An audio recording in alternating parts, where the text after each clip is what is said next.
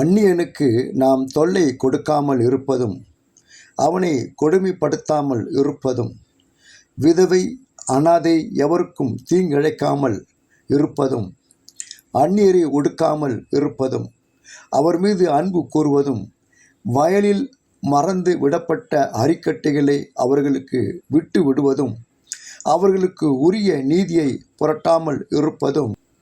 யாத்ராகம் 22 அதிகாரம் 21 22 வசனங்கள், 23 அதிகாரம் 9 வசனம், லேவியர் 19 அதிகாரம் 33 34 வசனங்கள், உபாகமும் 24 அதிகாரம் 17 18 19 வசனங்கள், 27 அதிகாரம் 19 வசனம் ஆகிய புத்தகங்களில் பதிவு செய்யப்பட்டுள்ள தெய்வீக சமூக நீதி செயல்கள். யோபு கதறிய ஏழைகளை காப்பாற்றினார் என்பதும், தந்தை இல்லாதோருக்கு உதவினார் என்பதும், கைம்பெண்களுக்கு மகிழ்ச்சி அடைய செய்தார் என்பதும், ஆடை அற்றவருக்கு ஆடை அணிவித்தார் என்பதும், மாற்றுத்திறனாளிகளுக்கு உதவினார் என்பதும், ஏழைகளுக்கு அறிமுகமற்றோருக்கும் உதவினார் என்பதும், யோபு 29 13 16 வரை உள்ள வசனங்கள், 31 அதிகாரம் 16 17 ஆகிய வசனங்களில் பதிவு செய்யப்பட்டிருக்கின்ற யோபுவின் தெய்வீக நீதி செயல்கள்.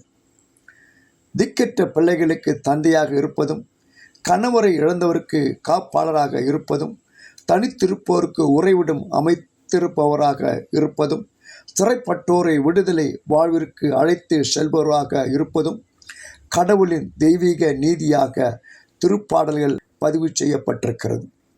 சமூக நீதி என்பது அனைவரின் மனித உரிமைகளும் மதிக்கப்பட்டு பாதுகாக்கப்பட்டு மேம்படுத்துவதையும், அனைவருக்கும் சம வாய்ப்புகளை வளங்களை உறுதி செய்வதும், சமூக பொருளாதார வாழ்வாதாரங்களில் விளிம்பு நிலையில் உள்ள மக்களுக்கு நியாயமாகவும் மனித நேயத்தோடும் சம பகிர்வை உறுதி செய்வதாகும்.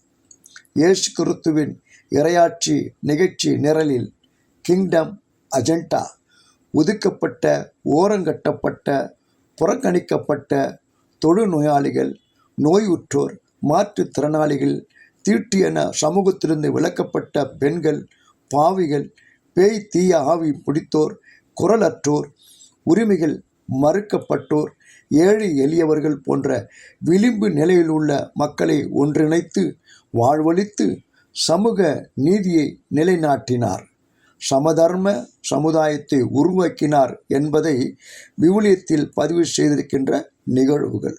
இத்தகைய தெய்வீக சமூக நீதிக்கு நமது அர்ப்பணிப்பை உறுதி செய்வோமா? நமது குடும்பங்களிலும் திருச்சபைகளிலும் இதனை ஊக்கப்படுத்துவோமா? சிந்திப்போம். கடவுள் உங்களை ஆசீர்வதிப்பாராக. ஆமென்.